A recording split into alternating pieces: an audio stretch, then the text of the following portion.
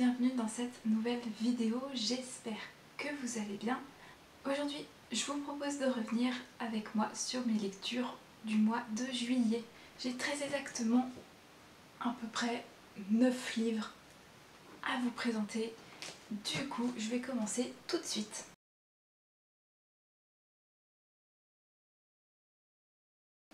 Pour commencer la vidéo, je vous propose de vous mettre dans de bonnes conditions, histoire d'être absolument réceptif à tout ce que je vais pouvoir vous blablater par la suite. Et pour le coup, je vais vous présenter ceci, à savoir mon gros cahier de rattrapage de développement personnel qui réunit en fait un collectif d'autrices et c'est publié aux éditions Jouvence. C'est un livre que j'ai reçu de la part du site Babelio et des éditions Jouvence grâce à leur masse critique, la toute dernière qu'ils avaient fait en juin. Ici, c'est tout simplement un cahier, comme son nom l'indique, de rattrapage. En gros, on vous propose des ateliers d'écriture, lâcher prise, la méditation, sophrologie, estime de soi, visualisation. Et c'est à destination des néophytes ou des amateurs qui aimeraient découvrir un peu le développement personnel. En ce qui concerne ce livre, c'est très simple. Il ne va pas falloir s'attendre à des notions ultra précises, très travaillées, très pointues. On est là vraiment dans l'objectif de présenter certaines notions, de présenter certains faits, certains concepts de manière simple et efficace, avec une maquette qui est, je vais vous montrer, une maquette assez simple, qui est agréable, qui rend la lecture agréable, une colorimétrie simple, une palette de couleurs qui est réduite, de manière à mettre l'accent sur les informations importantes, de manière à pouvoir mettre des quiz, de pouvoir mettre des effets un peu pour les exercices, si vous avez envie de marquer des choses dedans. Alors personnellement, j'ai passé un très bon moment de lecture puisque ce que je demandais à ce livre, c'est tout simplement d'avoir des bases, d'avoir des choses très simples à comprendre et à appréhender, ne pas aller trop dans le holistique. Pour le coup, on est sur quelque chose qui se base sur des données scientifiques, qui vous propose bien évidemment de ne pas remplacer la médecine, la science par des pratiques plus que douteuses dans certains cas. Donc c'est important de remettre un peu l'église au centre du village et de remettre les choses en ordre. Ça ne remplace pas un avis d'un professionnel de santé et ces méthodes sont à lire, à interpréter, savoir déjà qui vous la vend et comprendre ce que la méthode veut vous faire faire et l'adapter aussi à vos besoins. Donc j'ai aimé le côté très simple, très efficace, rapide, ça se lit très vite. J'ai fait une première lecture histoire de comprendre dans quoi je m'embarquais et une deuxième lecture pour prendre des notes, histoire de moi appliquer certaines choses au quotidien.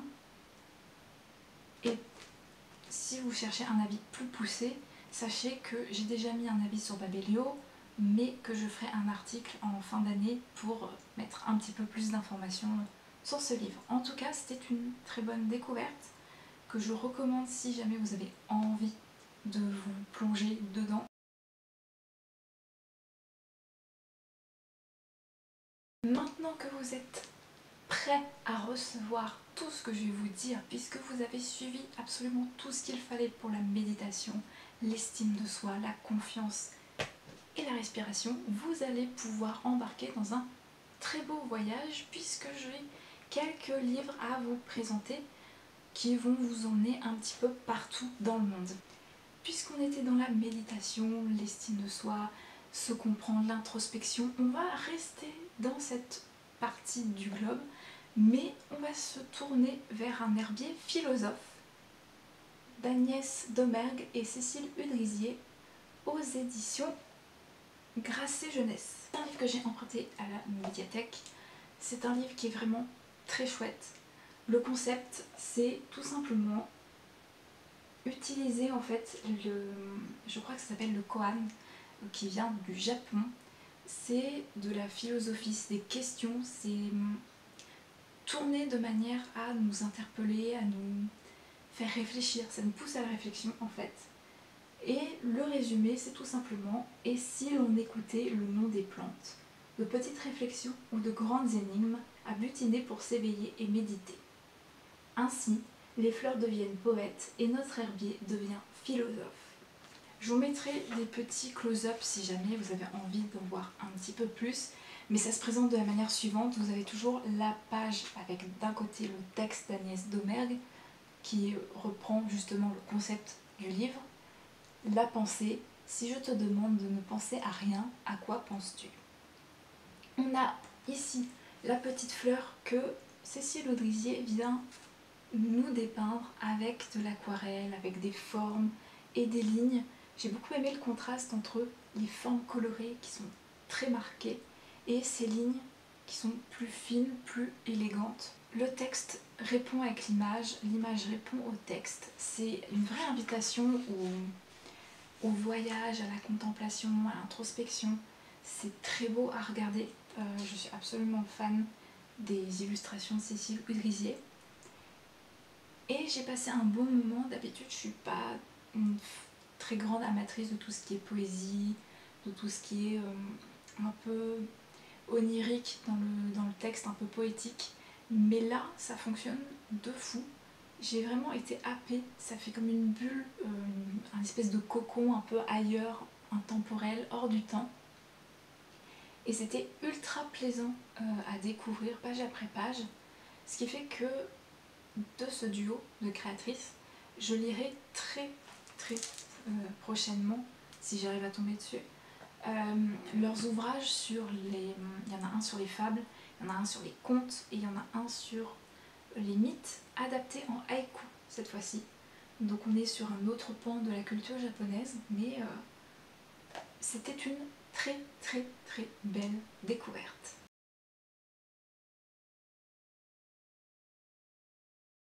Après cette parenthèse au cœur de la culture japonaise, on va changer d'aire géographique, même s'il y a une part d'Asie, et je vais vous emmener du côté de la jungle. En effet, je vous présente Alors que chante la jungle de Laurie Cohen et Marjorie Béal aux éditions Baliverne. Ce n'est pas mon premier de ce duo de créatrices, j'avais déjà lu Quand la montagne scintille et l'autre c'est Et la ville s'éteint, je crois, si ma mémoire est bonne. Nature brute, vivante et sauvage, les jungles ont de multiples visages. Leur diversité est source de beauté, mais aussi de nombreux dangers. Pour faire simple, avec cette série d'albums jeunesse, les créatrices nous proposent de découvrir différents types de paysages et nous proposent aussi comme une sorte d'éveil. En fait, je pense que ces albums sont parfaits pour l'éveil parce que on joue sur des formes géométriques bien particulières. On est sur des formes aussi qui s'imposent avec les couleurs. C'est ni trop détaillé, ni trop superficiel. C'est juste ce qu'il faut pour évoquer la jungle, faire comprendre qu'est-ce que c'est que la jungle, les couleurs, parce que c'est aussi un voyage à travers les 5 sens, le toucher, l'odorat, l'ouïe. Donc c'est un voyage qui peut s'amorcer à travers les couleurs, c'est un voyage qui peut se faire aussi à travers tout ce qui est faune et flore, donc là les plantes carnivores, vous avez par exemple les tigres, donc ça vous permet en fait de découvrir les jungles à travers différents aspects. Et c'est très intelligent, je trouve les couleurs certes flashy, mais c'est toujours tout en contraste au niveau des couleurs. Les textes sont super bien faits, c'est juste tout ce qu'il faut pour comprendre où on s'engage, avec bien sûr des petits jeux au niveau de la typographie. Donc je trouve que ces albums sont brillants, sont vraiment très intéressants, et le rendu, moi, me plaît à chaque fois. Je tombe dedans chaque fois que je découvre un nouveau livre. Donc j'ai hâte de pouvoir cette fois faire le voyage du côté des 3 autres qu'il me reste à découvrir. Je crois qu'il y a l'espace, la campagne et les océans.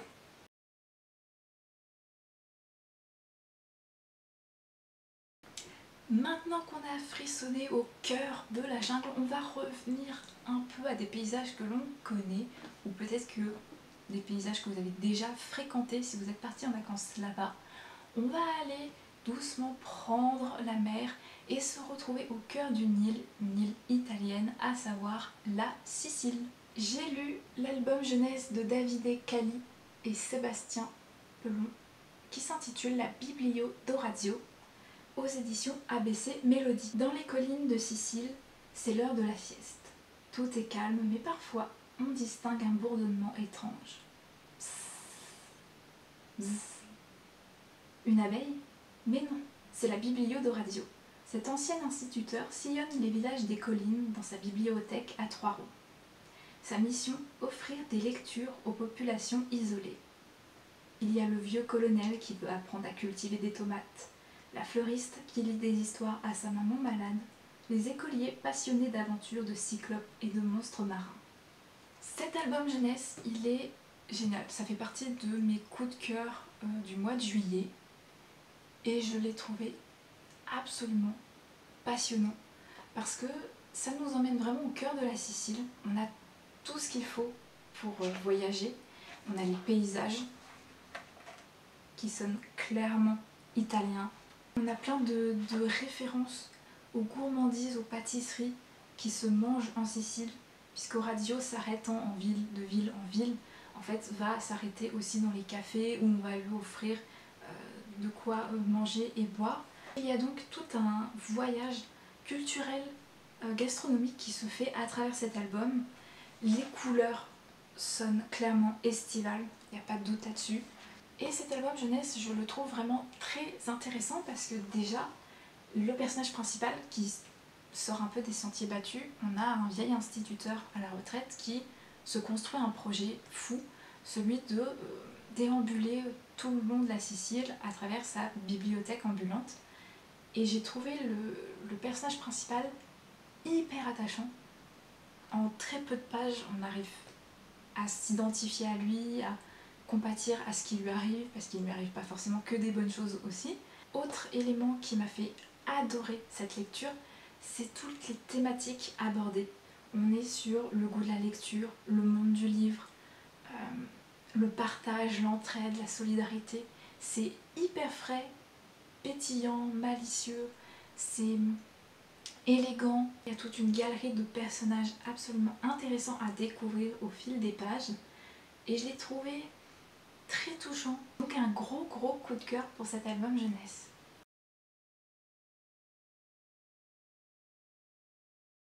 Puisqu'avec la Sicile, on est entouré par la mer, je vous propose cette fois-ci de partir du côté des îles Canaries et de découvrir des mondes imaginaires à travers une épopée, une aventure et quelques pirates un peu farfelus.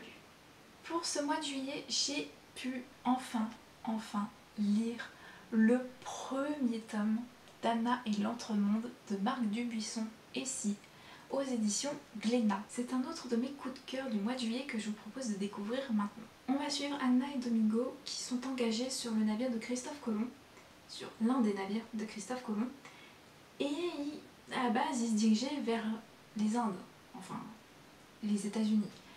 Mais ça va pas tellement se passer comme c'était prévu, et au lieu d'atterrir dans les Amériques, ils vont directement atterrir dans un monde imaginaire, à savoir l'Entremonde.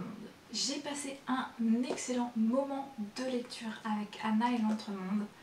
J'ai trouvé ça frais, pétillant, plein d'humour, c'est charmant, les personnages sont hauts en couleurs. L'humour de Marc Dubuisson se ressent dans les répliques qui font mouche. Les planches de scie sont magnifiques, tout en encre et aquarelle. D'ailleurs, elle fait des lives sur Twitch si vous voulez la suivre.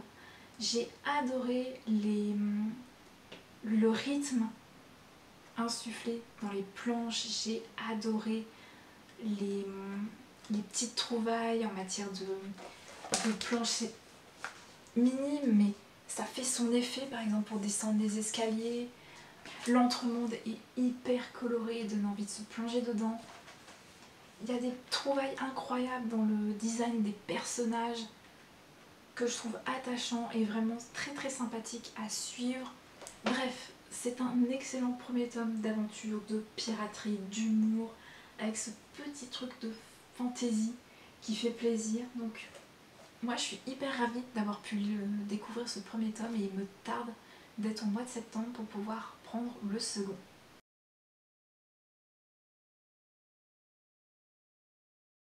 Puisqu'on en est à parler de choses un brin fantasques, un peu loufoques, qui sortent des sentiers battus, qui mêlent l'humour, le texte, l'illustration, et j'ai vraiment pas fait exprès de les placer les trois à la suite, puisque je vous propose mon troisième coup de cœur du mois de juillet 2023.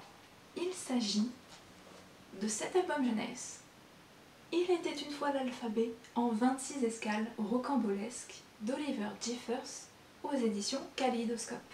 Si vous aimez les ovnis littéraires, vous êtes au bon endroit avec cet album jeunesse qui est, ma foi, assez truculent, très amusant, très particulier, que ce soit en termes de texte ou d'illustration, mais qui va ravir petits et grands, puisque clairement on est sur une ode au fantasque, au rocambolesque, mais aussi une ode à l'imaginaire enfantin. Je vous présente, nos amis, les lettres de l'alphabet.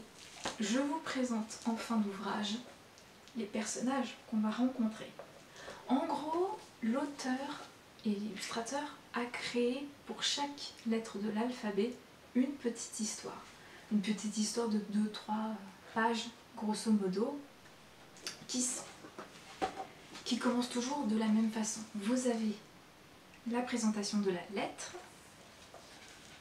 A, astronaute. Vous avez ensuite une double page qui raconte l'histoire, grosso modo.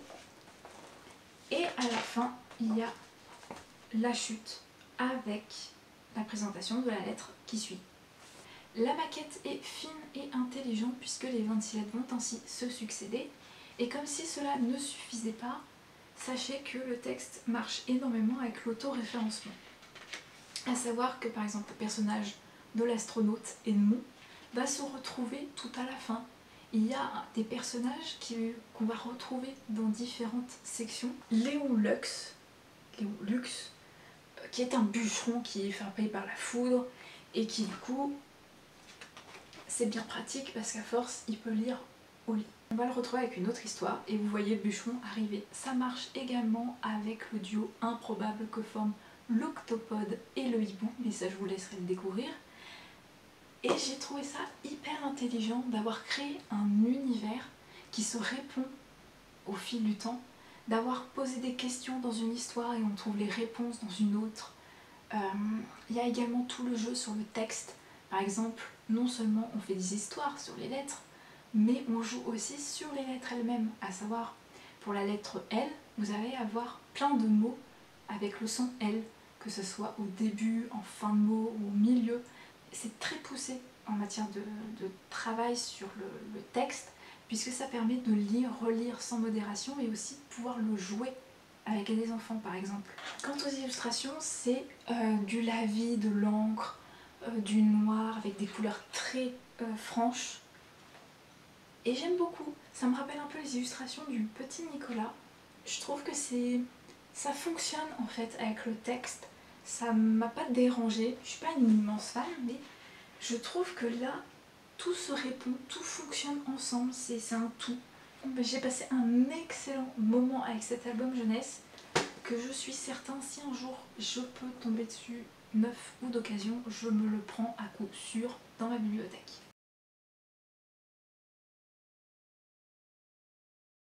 Puisqu'on en est à s'amuser de jeux de mots par-ci par-là et de s'amuser avec le texte et les mots, je vais vous proposer un roman qui me faisait envie, je vous ai présenté en book haul dernièrement. Il s'agit de La Clé des Champs d'Audrey Folo aux éditions Folio Junior. Il s'agit là de la version poche. Si vous voulez le trouver en grand format, il faudra vous tourner vers Gallimard Jeunesse. Moi, Robin Larsin, 13 ans, je viens d'une célèbre lignée de cambrioleurs, des brigands en tout genre. Mais pour tout vous avouer, je suis une voleuse pathétique, la honte de la famille. Mes parents ont décidé de m'envoyer à l'école des voleurs, redoutable pensionnat qui se fait fort de remettre dans le mauvais chemin les enfants comme moi. C'est un roman que j'ai trouvé inventif dans toute la mythologie, dans tout l'univers que l'autrice a créé sur les voleurs, le fonctionnement de cette société de voleurs, son rapport avec les non-voleurs, tout ce qui était de l'ordre de l'école, des codes, toute la façon dont fonctionne cet univers se tient, est drôle, inventif, fantaisiste. J'ai vraiment passé un très très chouette moment à découvrir toute cette société. L'héroïne m'a un peu rappelé Fantomette quelque part.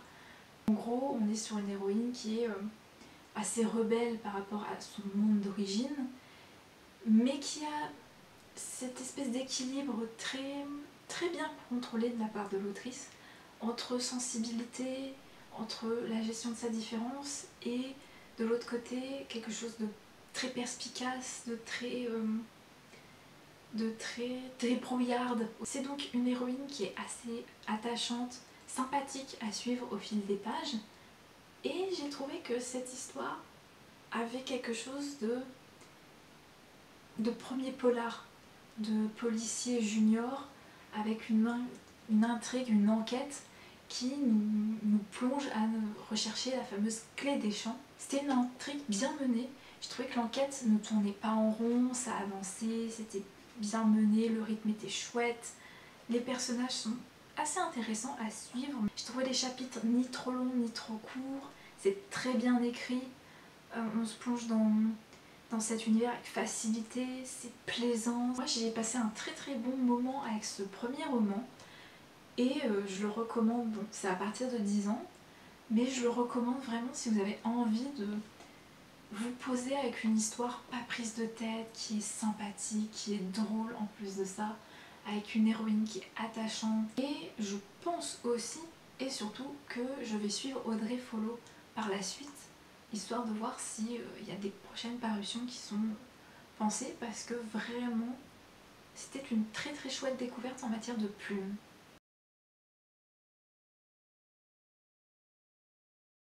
Puisque on est avec Robin Larsen sur une héroïne très intéressante à suivre, on va aller se nicher du côté d'une faille spatio-temporelle qui va nous ramener un peu en arrière, voire très loin en arrière, puisque cette fois-ci, je vous emmène au siècle de Louis XIV et on va atterrir du côté des Colombes du roi Soleil, le tome 16, Rosalie et la fille de l'empereur de Chine, d'Anne-Marie Desplat-Duc, aux éditions Flammarion Jeunesse. Aux portes de Versailles, entre intrigue, aventure et amitié, les Colombes du roi Soleil écrivent leur destin. L'effervescence règne à la maison royale de Saint-Cyr depuis l'arrivée de Lian Ying, la fille de l'empereur de Chine. Toutes les colombes rêvent d'être son amie. C'est Rosalie qui est choisie pour guider la nouvelle élève. Peu à peu, Lian Ying se confie à elle. La princesse cache des secrets qui pourraient lui attirer de graves ennuis. N'écoutant que son courage, Rosalie se jure de protéger son amie. C'est une saga historique très intelligente, très pertinente, vraiment très bien écrite. Comme je l'avais peut-être dit en book haul, mais chaque tome suit le destin d'une colombe en particulier et peut être lu de façon indépendante. Donc en gros, peu importe l'ordre par lequel vous allez commencer cette saga, vous pouvez le faire sur des thématiques qui vous accrochent plus si le premier tome ne vous intéresse pas. On est clairement sur une histoire de sororité, d'amitié entre deux filles qui ne viennent pas du tout du même monde. Rosalie qui a été élevée dans la maison royale de Saint-Cyr et Lian Ying qui est la fille de l'empereur de Chine et qui cache de lourds secrets.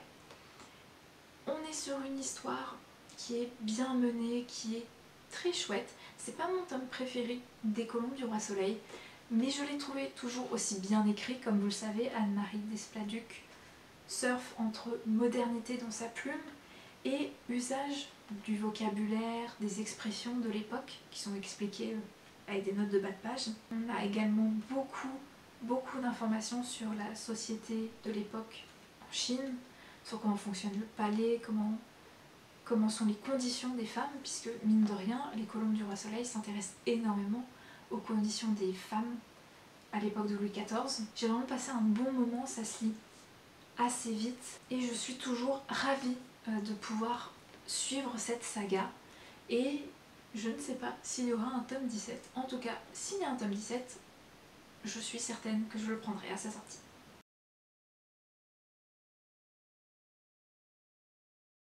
je vais conclure cette dette lecture spéciale juillet 2023 en restant dans le monde de la mythologie, de la réécriture mythologique, des secrets de famille, des problèmes de famille et de sororité, puisque je vais maintenant parler d'un comics, d'une bande dessinée qui a fait énormément parler d'elle, qui est très connue, qu'on voit souvent sur les réseaux sociaux, sur Booktube, sur TikTok. Donc je pense que vous allez très vite comprendre de quoi il s'agit, puisque j'ai pu emprunter le premier tome de Lore Olympus de Rachel Smith aux éditions Hugo BD. Donc là il s'agit du volume 1, la série Phénomène numéro 1 sur Webtoon. Peut-être que vous avez plus l'habitude de la suivre sur un format Webtoon plutôt que papier.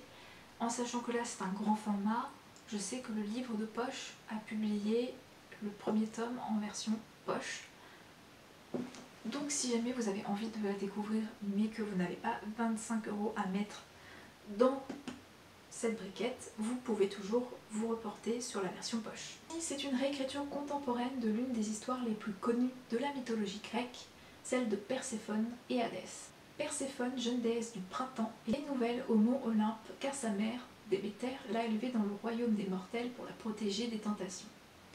Ayant promis à sa mère de devenir une vierge sacrée, elle est autorisée à aller à l'université et à vivre dans le monde glamour et trépidant des dieux.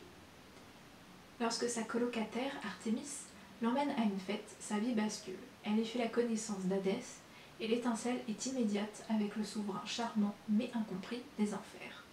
Tout s'accélère alors. Pour Lore Olympus, je suis contente d'avoir fait cette découverte. Je suis peut-être un peu plus mitigée par rapport à la hype qu'il y a en ce moment sur cette saga. Probablement parce qu'il me faudrait les autres tomes pour pouvoir me faire un meilleur avis d'une part. D'autre part parce qu'il y a des petits couacs par-ci par-là qui m'ont empêché d'être pleinement dedans. Ce que j'applaudis, notamment dans les illustrations, c'est la gestion des couleurs. Je trouve qu'avoir choisi une couleur pour chaque personnage est intelligent, ça permet d'identifier facilement. Je trouve que ça matche bien au niveau de l'harmonisation dans les palettes de couleurs. Donc ça c'est cool. Je suis pas toujours très fan du coup de crayon. Je trouve ce qu'on appelle le line, l'ancrage, parfois un peu brouillon, parfois un peu hésitant, parfois un peu faux sur l'anatomie. Il y a des moments où j'ai l'impression que les personnages y louchent, où j'ai l'impression que l'œil il chevauche le nez. Donc c'est des petites choses comme ça, hein, par-ci par-là qui m'ont un peu gênée. Sinon, j'ai trouvé le texte intelligent. La maquette fait que le texte ne mange pas les illustrations, donc c'est agréable et lisible à regarder. Le texte est bien fait dans les thématiques abordées. Il y a des avertissements au début d'ouvrage. On aborde des thématiques qui ne sont pas toujours très joyeuses ni très faciles.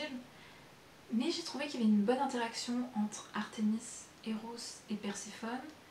Je trouve qu'il y a de l'humour, il y a une petite pointe d'humour un peu sarcastique par moments qui est intéressante. Je trouve le duo Perséphone-Hadès incroyable, ça fonctionne de fou. La réécriture du mythe d'Hadès et Perséphone est intelligente. J'ai beaucoup aimé me plonger dans cette réécriture moderne, dans ce monde qui est contemporain, avec ses emprunts, cet univers oui, qui est très mythologie grecque. Donc je trouve que ça match de fou d'avoir mélangé mythologie grecque et contemporain. Je trouvais ça déjà audacieux et incroyable avec Percy Jackson, donc forcément je dis oui aussi pour Lore Olympus. Donc à voir si par la suite je continue la série dans son format poche, puisqu'il y a une version poche, ou si je continue à les emprunter, histoire d'affiner un peu mon jugement et peut-être de savoir si oui ou non je rejoins le clan de ceux qui ont adoré, ou si je m'arrêterai juste à emprunter et à découvrir comme ça au fil du temps. En tout cas, c'était une très bonne découverte que je suis contente d'avoir fait, d'avoir pu découvrir les premiers pas de Rachel Smith dans Lore Olympus. Et voilà, cette vidéo touche à sa fin. Avant de partir, j'ai plusieurs choses à vous dire, l'habituel blabla des youtubeurs et des youtubeuses. 1. Sachez que l'espace commentaire est ouvert, n'hésitez pas à parler des lectures dont je vous ai présenté ou à me présenter vos coups de cœur du mois de juillet ou ceux du mois d'août si vous en avez des plus récents. N'hésitez pas à regarder sous la vidéo, dans la description, il y a tous les liens pour faire votre fondant au chocolat personnalisé. N'hésitez pas non plus à regarder la description si jamais un livre vous a tapé dans l'œil, puisque j'y regroupe les titres cités. Et qu'en plus de ça, je fais des articles sur mon blog et un article sous forme de news Patreon et Tipeee ouvert à tous, où je liste en fait les titres cités et où je mets aussi d'autres informations, les auteurs, les maisons d'édition, les liens vers des fiches Livre Addict, Babelio ou encore des liens vers mes avis. Quant à moi, il ne me reste plus qu'à vous souhaiter une bonne fin de semaine, ou une bonne nouvelle semaine ou un bon week-end. Et d'ici la prochaine vidéo, portez-vous bien, restez curieux et créatifs. Bye!